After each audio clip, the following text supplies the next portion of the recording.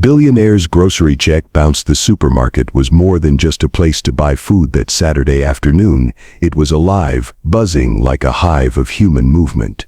Shiny carts rattled across glossy tiles, wheels squeaking here and there. The smell of fresh bread drifted in waves from the bakery section, mingling with the faint aroma of roasted coffee. Soft jazz trickled from the ceiling speakers, its smooth notes almost drowning in the chorus of murmured conversations, beeping scanners, and children tugging at candy racks. Then the sliding doors whooshed open, and a ripple seemed to pass through the crowd. Tyson Caldwell had arrived. Once a titan of finance, a man whose sharp blue eyes and powerful handshake had sealed billion-dollar deals in glittering boardrooms, Tyson carried himself with the same polished authority that had defined him for decades. His navy blazer hugged his tall frame, his leather shoes clicked confidently against the tiles, and on his wrist glimmered a platinum watch that whispered of old money and prestige. Shoppers noticed immediately. They always did. "That's him, isn't it?" a woman whispered, nudging her friend. "Yeah," the friend murmured, eyes wide. "The billionaire." Tyson, unbothered, pushed his cart forward. He didn't rush. Billionaires never did. Each item he had chosen was deliberate. A statement: imported coffee beans, aged cheddar, exotic fruit, and a bottle of vintage red wine that cost more than the cashier made in a week. Each placement on the conveyor belt was neat, purposeful, like a ritual. The cashier, a lanky teenager with a half-tucked shirt and gum in his mouth, scanned each item with a raised brow. He couldn't resist smirking as he said, "That'll be $982.47, sir." Tyson reached inside his blazer and pulled out a sleek black checkbook. It gleamed with understated power, embossed with his initials in gold.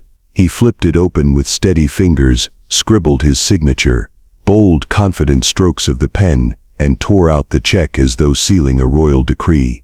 The crowd behind him waited with polite silence, but curiosity flickered in their eyes.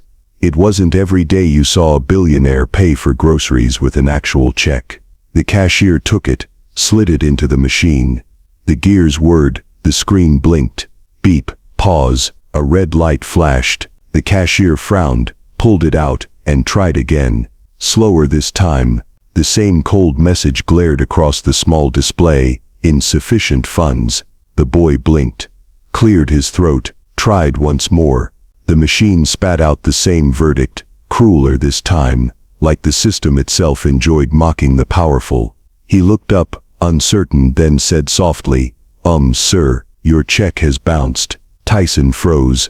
The words sliced through the air, silencing even the jazz above. For a second it felt like the entire store inhaled and held its breath. "Bounced?" a man muttered from the next line, his lips curling into a smirk. "No way," a teenager whispered, tugging off his headphones.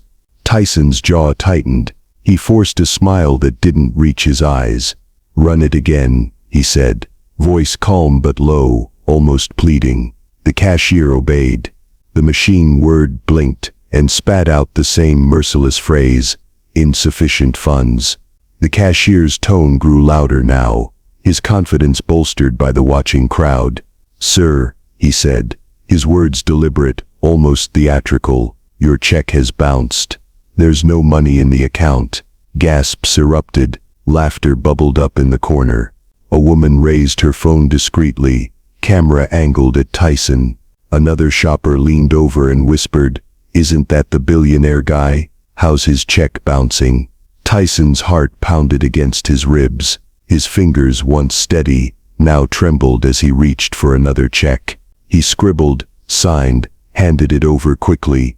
The machine chewed on it, then spit it out with the same pitiless judgment, "insufficient funds." The whispers became a wave. "Guess billionaires go broke too. Thought he was untouchable. Record this. This is gold." The cashier smirked. He slid the check back across the counter, voice dripping with mock sympathy. "Do you have any other way to pay, sir?" The spotlight of shame burned hotter. Tyson swallowed hard, his throat dry. He glanced around. Every eye was on him. The confident posture that once made boardrooms tremble now collapsed. His shoulders slumped, beads of sweat rolled down his temple. His fingers tapped nervously against the counter. Tap, tap, the rhythm of panic. Then, a sudden burst of light. A phone camera flashed. A teenager grinned, whispering to his friend, "This is going viral tonight." The moment froze. The jazz faded. The murmurs grew louder, crueler, like a rising storm around him. And then across the screen, bold white letters blazed like a verdict. Billionaire's grocery check bounced. For the first time in his life, Tyson Caldwell, the billionaire, the mogul, the untouchable, stood powerless, humiliated under fluorescent lights in a grocery store, and one question lingered, burning in every mind. How can a billionaire's check bounce? The silence that followed the cashier's declaration didn't last. It broke quickly, like glass shattering. A man in line 2 carts back let out a low chuckle. A billionaire with a bounced check, that's a first. His wife elbowed him, but her lips twitched with the beginnings of a smile. Closer to the counter, a teenage boy had already lifted his phone, recording with shaky excitement. "Yo, look at this. Billionaires broke at checkout," he whispered into the lens, grinning wide. His friend beside him laughed so hard he doubled over, clutching his stomach. The murmurs spread like wildfire. Shoppers leaned toward one another, whispering, gossiping, their voices a chorus of disbelief. "Did you hear that? His check bounced." "Impossible." "No, I heard it too." The cashier said it out loud. Tyson tried to ignore it. He fixed his eyes on the counter, jaw tight, his fingers pressing flat against the cool surface as if anchoring him in place. But the whispers crawled into his ears, searing his pride. The cashier smirked, relishing his unexpected role as the day's star performer. He raised his voice, unnecessarily loud, repeating the words as if for emphasis. "Sir, your check bounced. Do you want me to void the transaction?" A ripple of laughter followed. A young mother with a toddler on her hip shook her head in mock pity. "Imagine that," she muttered, loud enough to be heard. "Richest man in town can't even buy groceries." The toddler, picking up on the tone, giggled too, unaware, innocent, but his laughter cut deeper than any insult. Tyson swallowed hard, throat tight. He could feel sweat pricking at the back of his neck. His chest rose and fell, breaths growing shallower. He wasn't just failing to buy groceries, he was failing in front of them all, ordinary people he'd once considered beneath his notice. Another voice piped up. An older man with graying hair leaned on his cart and called out, "Hey big shot, maybe you should apply for a store credit card." The crowd erupted with laughter, the sound echoing cruelly off the tiled walls. Phones now dotted the crowd like stars in the night sky, little glowing screens raised high. They captured every twitch of his fingers, every bead of sweat on his temple, every hollowed look in his eyes. He could already imagine the headlines. Billionaire bounced at checkout. The humiliation tightened its grip. "Come on, mister, just pay like the rest of us," someone jeered. "Or maybe he's not really a billionaire," another whispered, suspicion lacing her tone. "What's he doing in a place like this anyway?" A man muttered, pulling out his phone to take a picture. The cashier, emboldened, leaned closer and waved the rejected check like a flag of victory. "You know, sir, if you don't have the money, you could always put some of this back. Start with the wine." His smirk widened as the crowd snickered. The insult stung sharper than the rejection. Tyson had built his identity on power, control, and wealth. Now a cashier half his age mocked him, and strangers laughed as though his ruin were a comedy show. A woman's voice cut through the din. "Hey, maybe he should start shopping at the discount store down the street. Prices there are more his speed." The laughter crescendoed. Tyson's vision blurred for a moment, shame clouding everything. He could see himself reflected faintly in the glass display beside the counter, shoulders slumped, face pale, eyes wide with disbelief. He barely recognized the man staring back. The cameras caught it all. The trembling hand, the faltering breath, the proud billionaire reduced to a broken figure at checkout. Then came the sharp, merciless sound. Click. A phone camera capturing the perfect shot. The teenager with the phone laughed. "This is gold, man. Viral by tonight." Tyson's pride collapsed completely. The whispers weren't whispers anymore, they were daggers. Each comment pierced deeper, stripping him of the last fragments of dignity he clung to. And yet the world didn't stop. The jazz music still played faintly overhead. A scanner beeped in another lane. Carts squeaked forward. To the store, to the crowd, he was entertainment. A fleeting scandal to be replayed and shared online.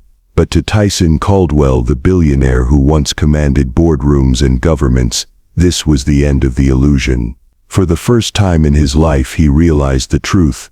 Wealth could protect him from many things, but it could not protect him from humiliation. And as the laughter echoed around him, louder and sharper, Tyson's heart sank. His pride wasn't just bruised, it was gone. The laughter still rang in the air, bouncing from one aisle to the next. Tyson stood frozen, every eye fixed on him, every whisper cutting deeper. For a man who once dined with presidents, it felt like the world had collapsed around a checkout counter. And then a voice, small, clear, and unshaken, pierced through the noise. "I can help." The crowd hushed, as though the store itself leaned in to listen. Heads turned toward the sound. Standing 2 customers behind Tyson was a little girl no more than 8 years old. Her brown eyes were wide and steady, her braids tied neatly with faded pink ribbons. She clutched a small coin purse decorated with stickers peeling at the edges. In her other hand she held her mother's. The mother blinked in surprise. "Anna, no," she whispered, tugging gently at her daughter's arm. But the girl slipped free and stepped forward, her tiny shoes squeaking against the tile. She walked past the carts, past the crowd, until she stood directly in front of the billionaire who had been reduced to nothing in their eyes. "I can help," she repeated, louder this time. A ripple moved through the crowd. Confusion, disbelief, curiosity. The cashier snorted. "Kid, this isn't a lemonade stand. We're talking about almost $1,000. Anna ignored him. She reached into her coin purse and pulled out a handful of crumpled bills and shiny coins. Her small hands trembled slightly as she stretched them out toward Tyson. "You can use my money, mister," she said simply. "You still matter." The world seemed to pause. Tyson's breath caught. He stared at the little hand extended toward him, filled with coins and crumpled bills, pocket change, birthday dollars, the kind of savings only a child could treasure. For a moment he forgot the laughter, forgot the flashing cameras. All he saw was her face, unafraid, pure, certain. His lips parted, but no words came. His throat was tight, his chest heavy. The crowd murmured, "Is she serious? She's offering him her money. What's happening right now?" The cashier frowned, suddenly uncomfortable, his smirk fading. He cleared his throat but said nothing. Tyson slowly knelt down, lowering himself so his eyes met hers. His knees trembled as he did, but he couldn't look away. "Why?" His voice cracked, barely a whisper. "Why would you do that for me?" Anna tilted her head slightly, as if the question itself made no sense. "Because everyone needs help sometimes." The words hit harder than any insult, sharper than any humiliation. They were disarmingly simple, yet impossibly profound. The crowd fell completely silent. No laughter now, no whispers. Just silence, heavy, thick, and charged with something unexplainable. Even the teenager with the phone lowered his camera, his expression shifting from amusement to guilt. The mother, still clutching her grocery bag, blinked back tears as she watched her daughter. Tyson's eyes burned. For decades he had lived in a world of power plays, ruthless deals and hollow victories. Compassion had been a currency he never traded in. Yet here, in the hands of a little girl with a coin purse, he found more wealth than he had ever known. His lips trembled as he tried to speak. "Anna," but she interrupted softly, placing the coins in his palm. "It's okay. You don't have to be afraid." The phrase shattered him. Afraid. Wasn't that exactly what he was? Afraid of losing control, afraid of being seen as weak, afraid of being less than the image he had built. And yet this child saw through it all. and cared anyway. A murmur rippled through the onlookers again, but this time it wasn't mocking. It was hushed, reverent. Some shuffled uncomfortably, realizing how cruel their laughter had been moments ago. The cashier cleared his throat awkwardly, looking down at the counter. For the first time that day, he felt small. Tyson closed his hand slowly around the coins, as if they were made of gold. His vision blurred as tears threatened, and his voice broke as he whispered, "Thank you." Anna smiled. Not a grand, dramatic smile, but the quiet kind that comes from knowing you've done something good. She looked at the crowd, unbothered by their stares, and said firmly, "It's not funny to laugh at people. He just needed help." The silence deepened. Heads bowed. Phones lowered. The tension that had once mocked Tyson now shielded him, transformed by the courage of a child. Her mother finally stepped forward, resting a hand on Anna's shoulder. She gave Tyson an apologetic look, her eyes soft. "She's always been like this," she murmured. "Always looking out for others." Tyson nodded, still unable to fully find his voice. His chest ached, but not from shame this time. From something deeper, something he hadn't felt in years. The girl's small gesture had done what his billions never could.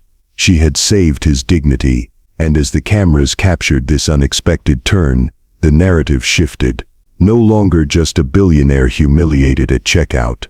Now, it was a little girl's kindness stopping the world in its tracks. The story that would soon flood the internet was no longer about failure, but about unexpected grace. And for Tyson Caldwell, it was the beginning of a change he never saw coming. The world seemed to hold its breath. For a man like Tyson Caldwell, silence had never felt so loud. It pressed in from every corner of the supermarket, thicker than the whispers, heavier than the laughter that had filled the air moments ago. And all of it had been silenced by a child. Tyson stared at Anna's open hand still resting against his palm. Her coins, scratched quarters, faded bills folded into uneven squares, felt heavier than the platinum watch on his wrist. He wanted to give them back, to say keep it, to insist he didn't need them. But the truth was, in that moment he did. Not the money itself, but the act, the dignity she'd gifted him. "Thank you," he whispered again, his voice raw.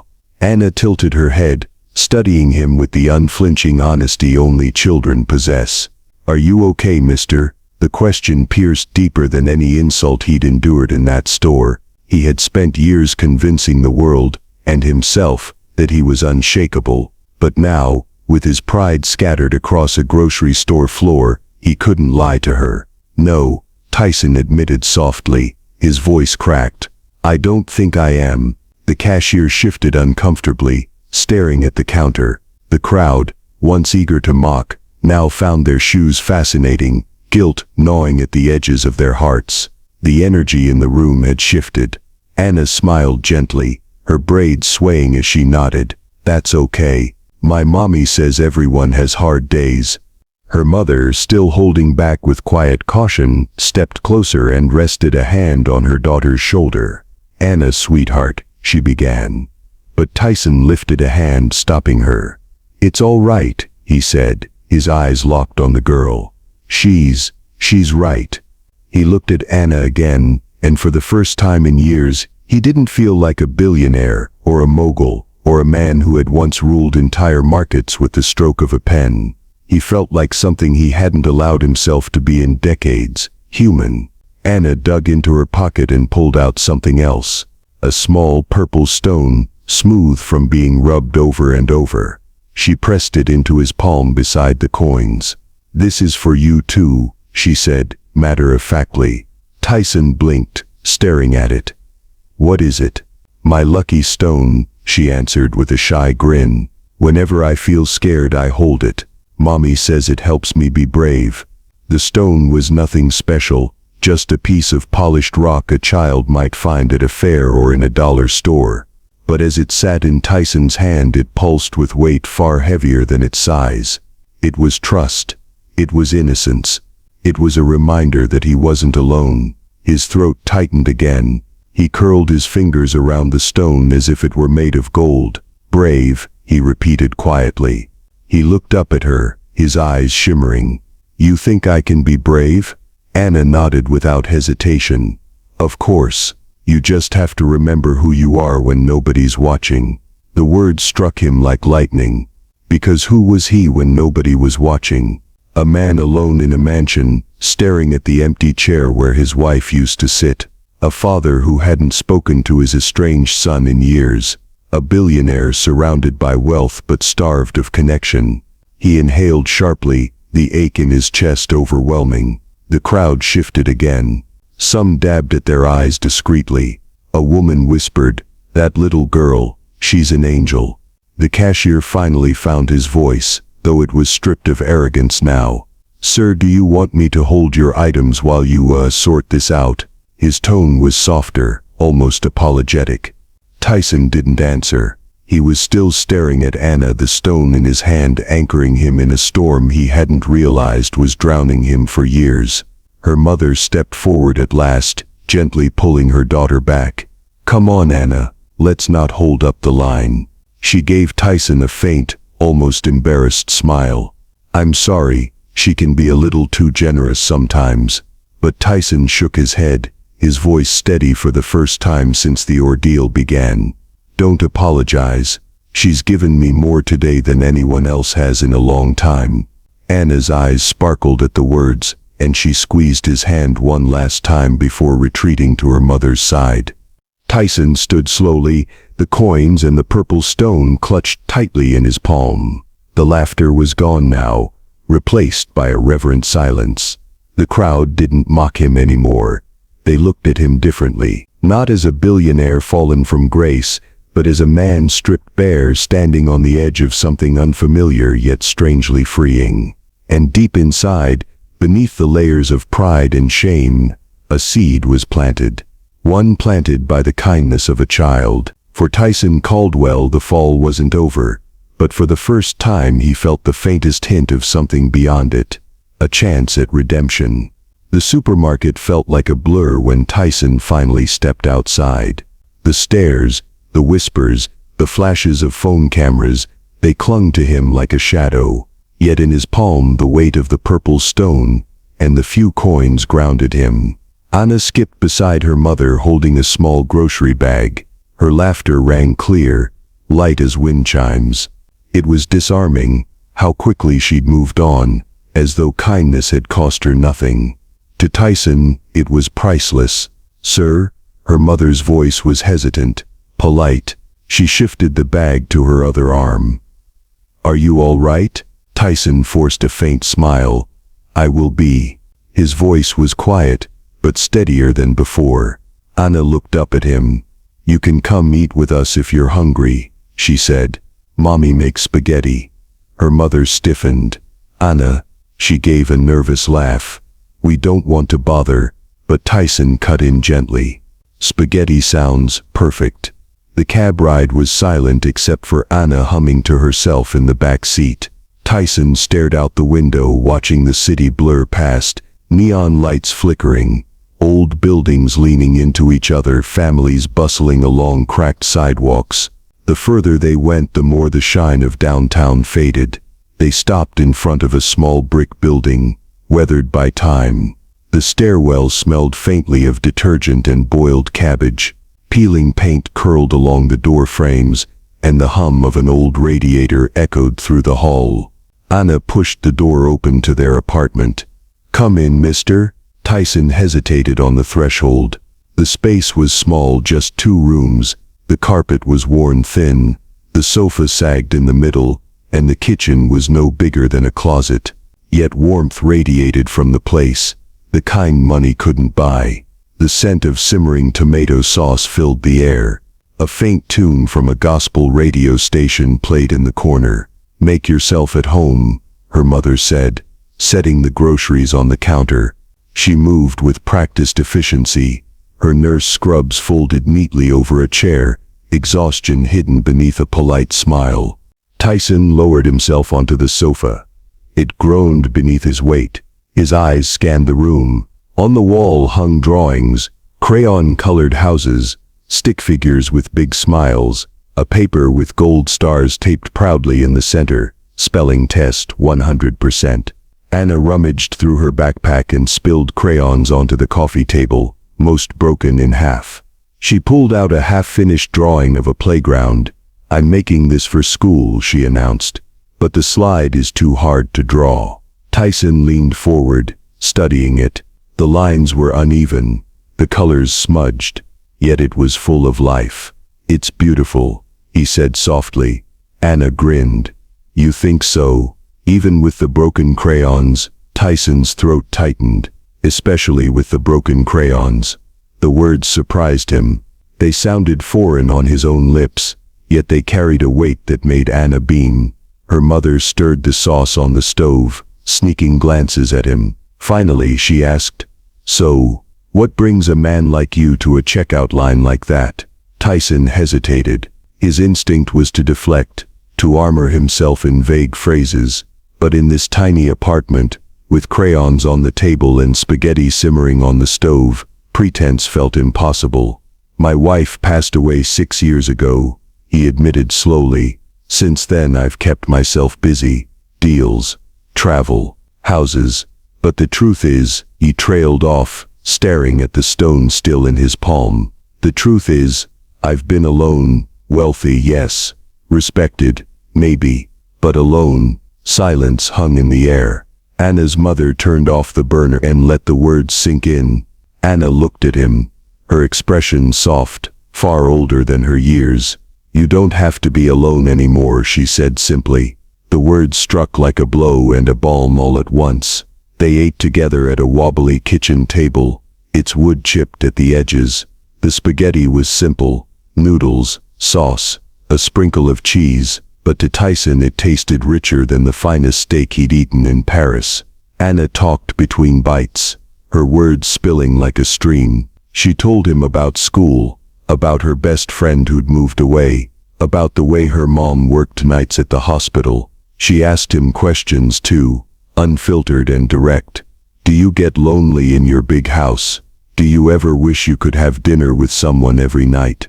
Do you like spaghetti?" Tyson answered each honestly, surprising even himself. "Yes, I get lonely. Yes, I wish that very much. And yes, I like this spaghetti more than anything I've had in years."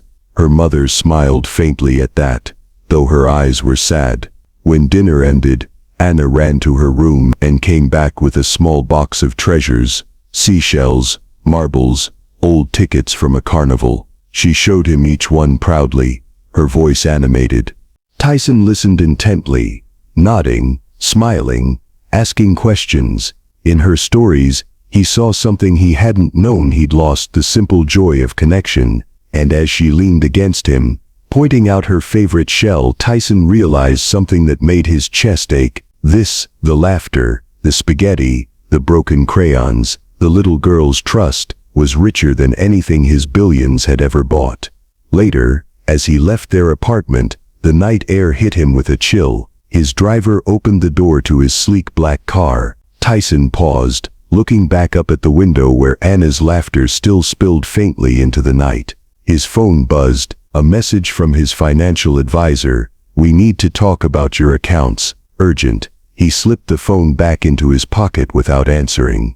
For the first time in years, the numbers didn't matter. He looked at the purple stone again, glowing faintly under the street lamp. In Anna's small world, there was love, warmth, dignity. In his sprawling mansion, there was only emptiness. The contrast was blinding. And in that contrast, Tyson saw the beginning of a path he hadn't dared to imagine, a chance to change. The next morning, Tyson woke to the glow of his phone screen buzzing relentlessly on the nightstand. At first he ignored it. His head still spun from the night before. The spaghetti dinner, Anna's laughter, the stone still tucked safely in his palm. For the first time in years, he had slept without the drone of financial forecasts or the weight of loneliness pressing against his chest. But the buzzing didn't stop. Calls, texts, notifications piling one after another. Finally, he reached for the phone. The headline glared at him from a news alert. Billionaire's grocery check bounced. Humiliating scene caught on camera. Tyson's stomach dropped. He tapped the link. Up popped shaky footage of himself at the supermarket, standing stiff at the checkout counter, beads of sweat on his forehead, his lips pressed tight as the cashier waved the declined check. The video cut to the teenager laughing, whispering into his phone, then zoomed back in on Tyson's trembling hands. The comments scrolled endlessly beneath it. Billionaire, more like broke-onaire. If my check bounced, no one would care. But this, gold, look at his face. He knows it's over. Karma comes for everyone. Hashtags trended, hash bounced, billionaire, hash checkmate Tyson, hash groceries, over gold. Tyson's chest tightened. His humiliation was no longer confined to the walls of a supermarket. Now, millions of eyes feasted on it. By noon, talk shows were replaying the clip. Anchors chuckled as they described the once mighty mogul brought low by a bounced check. A late-night comedian mocked, "Guess billionaires can't even afford pasta these days." Laughter roared from the studio audience. Every channel, every feed, every whisper online carried his name, not for his wealth, not for his empire, but for his failure. He shut the television off. At lunch, he tried to walk into a cafe, but heads turned. A man at a corner table snickered, holding up his phone to show his friend the video as Tyson walked past. "That's him," someone whispered. "Can you believe it? A billionaire who can't even buy groceries. Wonder if he'll ask for donations next." Tyson's face flushed hot. He left the cafe before ordering, the door slamming shut behind him. The world outside wasn't kinder. Billboards and bus stop ads were suddenly unbearable reminders of how far he had fallen. Everywhere he turned, he imagined eyes lingering, mouths smirking, phones recording. The purple stone in his pocket was the only thing that kept him from collapsing. He gripped it tightly, remembering Anna's words, "You still matter." But in the eyes of the world, did he?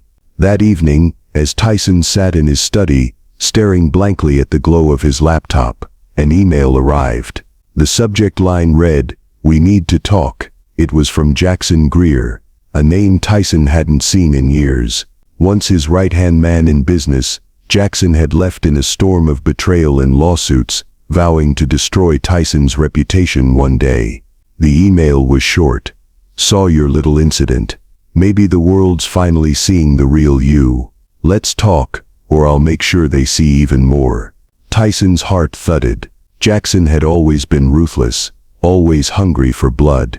If he was circling now, it meant the humiliation wasn't over. It was just beginning. Within days, Jackson appeared on a financial news program. He smiled smugly as he spoke into the camera. Tyson Caldwell's check didn't bounce because of an accident. It bounced because he's been mismanaging funds for years. "I warned investors about him. Now the truth is catching up." The anchor nodded gravely, feeding the fire. "So you're saying his empire might be crumbling?" "Crumbling?" Jackson chuckled. "It's already rubble." The clip went viral almost instantly. Headlines screamed, "Former associate confirms billionaire's fall." Investors called, panicked. Board members whispered about replacements. Tyson stared at the screen, fists clenched. None of it was true, but the truth didn't matter. Perception was reality, and perception painted him as finished. By the end of the week, Tyson couldn't step outside without hearing the whispers. At the gym, a man muttered, "Careful, he might not be able to pay for his membership." At the valet, the attendant smirked, "Should I check if your card works before I bring the car?" It was relentless. And yet, through it all, Anna's voice haunted him. Because everyone needs help sometimes. For the first time in his life, Tyson considered what help might mean for him. Not money, not deals, but something more human, more fragile. Still, as the pressure mounted, as Jackson's lies spread, as the world mocked, one truth became clear. If he didn't act soon, he'd be crushed beneath the weight of public humiliation forever. The storm wasn't over. It was only gathering strength. The headlines screamed his downfall. The late-night comedians cracked their jokes. Jackson Greer fed the fire with interviews and half-truths. But amid the noise, Tyson found himself reaching into his pocket again and again, fingers brushing the smooth surface of the purple stone. Anna's voice echoed in his mind. You just have to remember who you are when nobody's watching. For days he paced the halls of his mansion. The silence was unbearable, a cavernous emptiness magnified by marble floors and echoing ceilings. Wealth surrounded him, but none of it mattered. His phone buzzed with investors demanding answers, but he let it ring. He couldn't find words to fight Jackson's lies, not yet. One evening, as the sun dipped low, Tyson drove without direction. He ended up in Anna's neighborhood, the small brick building with peeling paint and laundry lines swaying in the wind. Children played tag in the cracked parking lot, their laughter spilling into the street. He sat there for a long time watching, and then he saw Anna at the window waving excitedly. She darted out moments later, running up to his car with her backpack bouncing. You came back, she beamed. Mommy made cookies. Do you want one? Tyson chuckled softly, a sound that felt foreign in his throat. I'd like that. Inside their apartment, over warm cookies and a glass of milk, Anna showed him her drawing again, the one of the playground. It's our school playground, she explained, but the swings are broken, and the slides cracked. I want to fix it one day. Her words hit him harder than any headline. That night Tyson couldn't sleep. The image of the broken playground haunted him. For years he'd invested in skyscrapers, luxury condos and tech startups, but what had any of it really meant? The next morning he returned to the school. Children milled around during recess, huddled in groups because the equipment was too dangerous to use. The slide stood lopsided, rust eating at its edges. The swings hung limp, chains squeaking mournfully in the wind. Tyson stared, jaw tightening. He pulled out his phone, not to check the headlines but to make calls. Within days delivery trucks arrived. Lumber, paint, cement. Workers in hard hats followed, surprised to see the billionaire himself hauling wood, rolling paint and hammering nails beside them. At first the townspeople watched from a distance, suspicious. Some muttered, publicity stunt. Others whispered, trying to save face. But Tyson didn't call reporters. He didn't wear suits. He worked in jeans and a t-shirt, sweat dripping down his temples as he tightened bolts and mixed cement with blistered hands. Anna visited every afternoon after school. She brought lemonade in a chipped cup and sat on the swings as he worked. Sometimes she handed him nails. Sometimes she just talked, filling the air with stories about her classmates. You don't look like a billionaire, she teased one day, her cheeks sticky with melted popsicle. Tyson smiled faintly. Maybe that's the point. As the days passed, neighbors began to join. A retired carpenter offered his tools. A group of teenagers painted murals along the walls. Parents donated snacks and drinks. The playground became more than a project. It became a gathering. One evening, as the sun painted the sky in streaks of orange and pink, Anna placed her small hand into Tyson's calloused one. You helped, she said simply. So now you're part of us. Tyson looked around at the families laughing, the children chasing each other, the murals coming alive with color. For the first time in years he felt part of something larger than himself. Not a boardroom, not a balance sheet, but a community. When the playground was finally complete, a celebration was held. Children swarmed the new slide, their laughter echoing across the neighborhood. Parents clapped him on the back. Even skeptics softened. Anna handed Tyson the purple stone once more. You can keep it, she said. You earned it. His eyes burned as he closed his hand around it. I'll keep it forever. Of course, not everyone was convinced. Videos surfaced online, edited clips of Tyson working, twisted captions like, "Desperate billionaire builds playground for publicity." Jackson Greer fueled the narrative. Sneering on talk shows, Tyson Caldwell thinks painting a few swings will erase decades of greed. Don't be fooled. The comments online split, some praising him, others mocking him still. But for Tyson it no longer mattered the same way. Each time doubt crept in, Anna's laughter cut through it, steady and sure. One night after the celebration, Tyson walked Anna and her mother home. As they reached their door, Anna looked up at him. You're smiling more now, she said. Tyson chuckled softly. Maybe it's because I finally have something to smile about. Her mother gave him a grateful nod. You've done more for this neighborhood in a month than most people do in a lifetime. Tyson shook his head. I didn't do it for them. He glanced at Anna, who grinned back at him. I did it because of her. Anna giggled. Told you broken crayons can still make pretty pictures. The phrase sank into him like a seed. She wasn't just talking about crayons, she was talking about him. By the end of the month, the playground wasn't just fixed.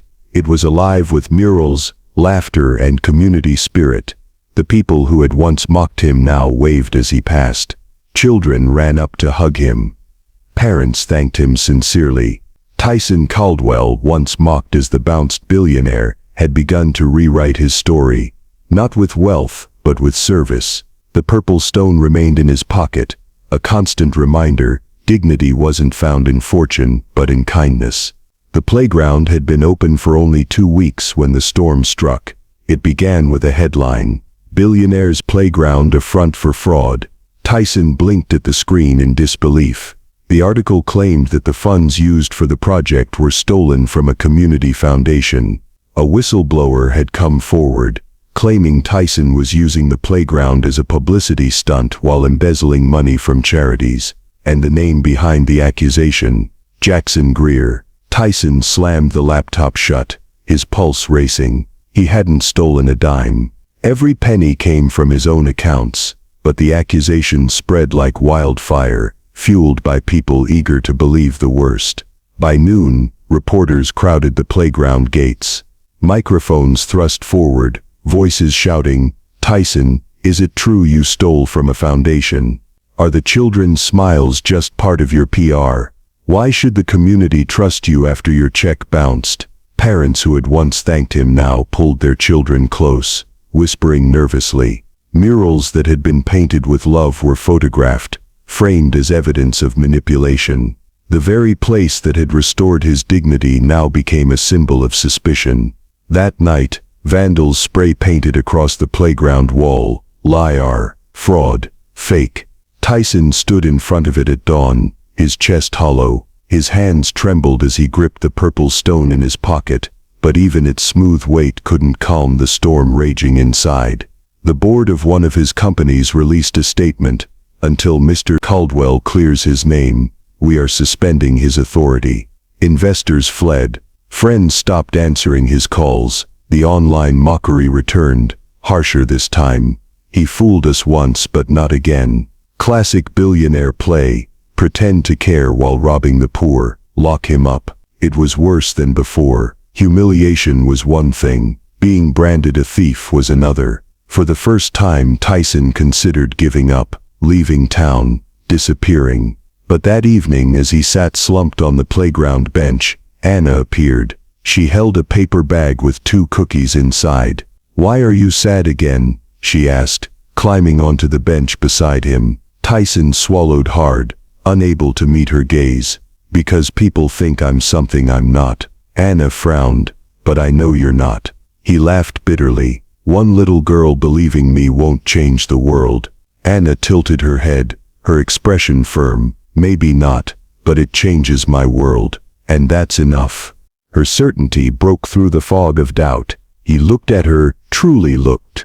Her braids loose from playing, her shirt smudged with paint, her coin purse still tucked under her arm. She believed in him when no one else did.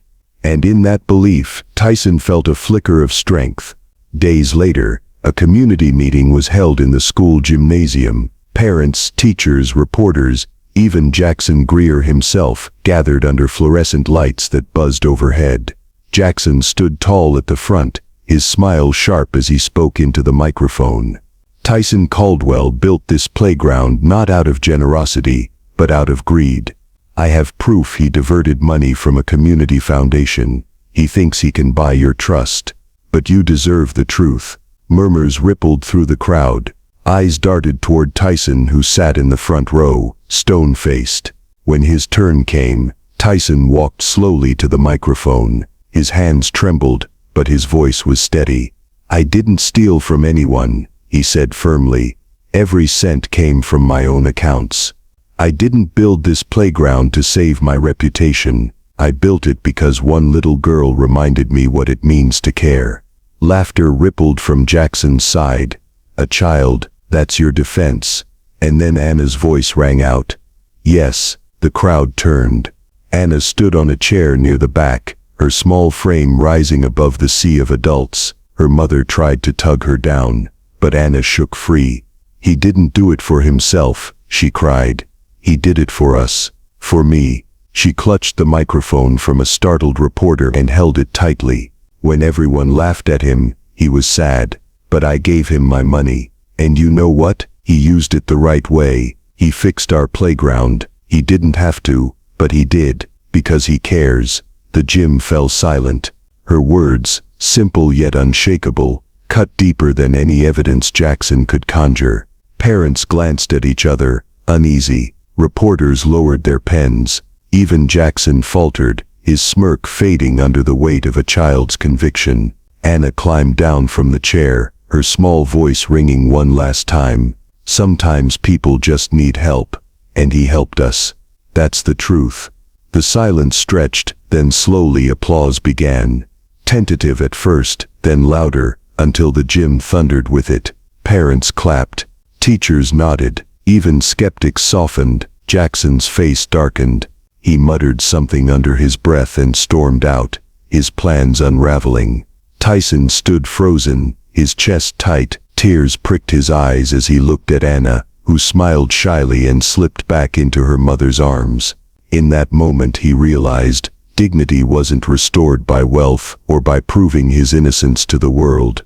It was restored by the unshakable faith of a child who believed in him when no one else would. And that faith had turned the tide. The gymnasium still echoed with applause, long after Jackson Greer had stormed out. Parents gathered around Anna, patting her shoulder, smiling warmly at her mother. Reporters whispered to one another, suddenly uncertain about the story they thought they were covering. But Tyson remained still, his eyes locked on Anna. The little girl who had stepped forward when no one else would. The little girl who had silenced a room full of skeptics with nothing more than truth. He closed his hand around the purple stone, feeling its smooth edges. It pulsed like a heartbeat, steady and grounding. For the first time in his life, Tyson Caldwell didn't care what the world thought of him. He only cared about being worthy of the faith Anna had placed in him. In the days that followed, the narrative shifted again. News outlets replayed Anna's defense, framing her as the voice of innocence. Headlines read, "Little Girl Defends Billionaire. He Helped Us from Mockery to Redemption." The playground story. Families returned to the playground in greater numbers than before. Laughter rang through the swings. The slides gleamed under the sun, and the murals stood bright against the walls. Tyson came every day, not as a benefactor but as a neighbor. He pushed kids on the swings, helped patch a scraped knee, carried groceries for parents. Slowly the walls of suspicion crumbled. One Saturday afternoon, the community held a picnic at the playground. Tables overflowed with homemade dishes. Music played from a speaker someone had brought. Tyson found himself seated at the center of it all, not as a guest of honor, but as family. Anna skipped over with a plate piled high with spaghetti, and grinned. "See, everyone likes you now." Tyson laughed softly. "I don't think it's about liking me. I think it's about us being together." Anna tilted her head. "That's what Mommy always says, together is better." Her words settled deep in his heart. That night, when Tyson returned to his mansion, the silence felt different. Not heavy, just empty. He walked through the marble halls, past chandeliers and art pieces worth millions, but none of it mattered anymore. On his desk sat a letter from his financial advisor, a plan to salvage his empire, restore his reputation, claw his way back into the world of billionaires.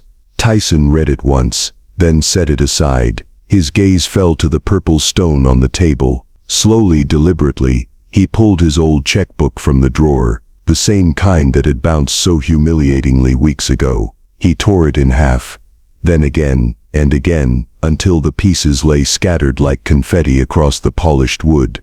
"No more," he whispered. Wealth hadn't saved him. Pride had destroyed him. Only kindness, Anna's kindness, had given him back his dignity. The next morning, Tyson visited Anna's apartment. She opened the door, her braids slightly crooked, her smile wide. "Mr. Tyson," she exclaimed. He knelt down, holding out the purple stone. "This belongs to you." Anna shook her head firmly. "No, I gave it to you. It's yours now." Tyson smiled. "You've already made me brave, but I think there's someone else who needs it more." He pressed the stone back into her hand. "Whenever you're scared, remember what you did for me. You changed my life. That's braver than anything I've ever done." Anna stared at the stone, then at him. Slowly she slipped it into her pocket. "Okay, but only because you asked." Her mother watched from the doorway, tears glistening in her eyes. "You've given us more than you know," she said softly. Tyson shook his head. "No, you gave me everything." Weeks later, the playground became more than just a neighborhood park. It became a symbol. Families from nearby districts visited. Donations poured in to build similar projects. Tyson, once mocked as the bounced billionaire, was now seen as a man reborn. Not because of wealth, but because of humility. But Tyson didn't chase the headlines anymore. He didn't seek validation from investors or networks. His pride wasn't in skyscrapers or fortunes. It was in the sound of children laughing on swings, in the sight of murals painted with joy, in the warmth of spaghetti dinners shared at a wobbly kitchen table. One evening, as the sun set behind the playground, Tyson sat on the bench where it had all begun. Anna climbed onto the swing beside him, the purple stone tied to her backpack zipper. "Do you feel better now?" she asked. Tyson smiled, lines softening on his face. "I don't just feel better, I feel alive." Anna nodded sagely. "That's good. Mommy says life isn't about money, it's about love." He chuckled. "Your mommy is very wise." Anna kicked her feet, swinging gently. "So are you. You just forgot for a while." Her words carried the final truth he needed. He had forgotten, but she had reminded him. The playground rang with laughter. The murals glowed with color, and in the pocket of a little girl's backpack, a small purple stone carried the weight of a billionaire's redemption. Kindness, wealth, truth, lies, community, ego, and dignity. Dignity could be lost at a checkout counter, but restored by the smallest hand reaching out with courage.